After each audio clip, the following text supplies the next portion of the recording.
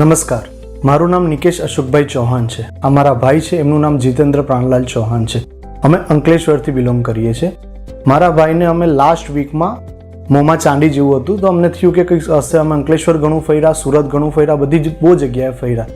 દવાખાનામાં બતાવ્યું ને બાયોપ્સીનો રિપોર્ટ આવ્યો ને અમને ડાયરેક્ટ થયું કે ભાઈ આ તો કેન્સર છે. એટલે અમે બહુ ગભરાઈ ગયેલા કેમ કે અમારા ફેમિલીમાં ફર્સ્ટ ટાઈમ આ ઇસ્યુ ક્રિએટ થયો છે.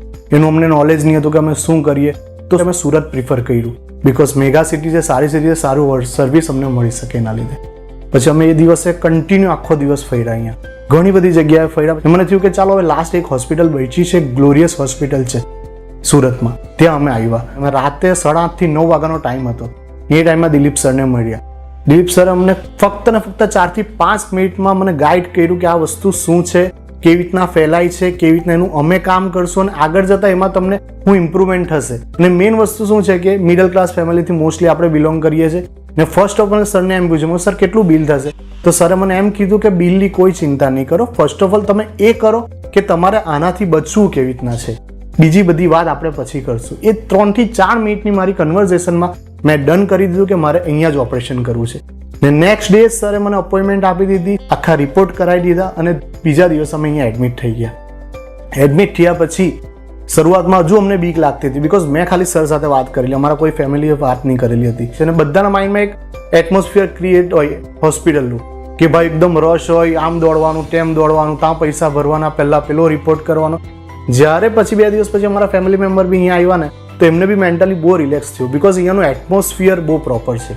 સૌથી મોટામાં મોટી વસ્તુ એટમોસ્ફિયર બહુ પ્રોપર છે એન્ડ સ્ટાફની સર્વિસ. કોઈ પેશન્ટ સાથે એ લોકો પેશન્ટ તરીકે વાત નથી કરતા.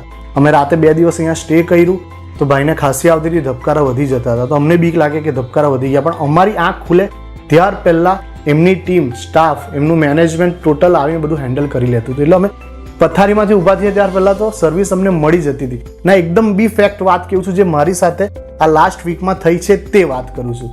આજે 1 વીક પહેલાં અમે ચેક કરાવવા આવેલા અને આજે 1 વીક પૂરો થયો ને 1 વીકમાં સરે અમને એટલી હિંમત આપી, એટલો કોન્ફિડન્સ આપ્યો કે અમે ઓપરેશન કરાવી બી દીધું, સક્સેસ બી થઈ ગયું ને મારા ભાઈ તમારી સામે છે.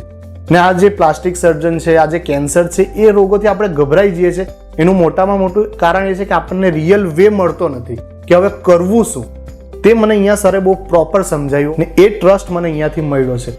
હોસ્પિટલનું એટમોસ્ફિયર બી બહુ પ્રોપર છે, અહીંયા કોઈ મિસમેનેજમેન્ટ મને લાગી નથી. એટલે મારા મંતવ્ય પ્રમાણે glorious hospital is the best hospital in Surat.